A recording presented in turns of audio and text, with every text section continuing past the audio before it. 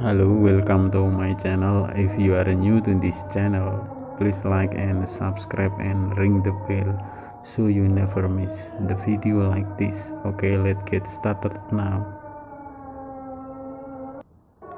Blinking LED indicator mostly caused by problem on power supply port.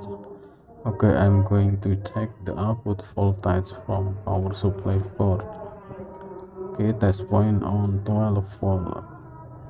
It seems we have fluctuating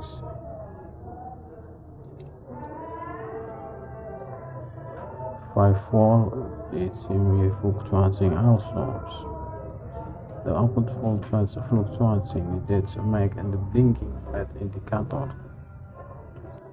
Okay, before you are going to replace with the new one power supply, make sure the backlight is okay to avoid this analysis. I make this video for beginner. You can follow step by steps if you are facing the same problem like this. Disconnect all the cable sockets and replace with the same type in order to success.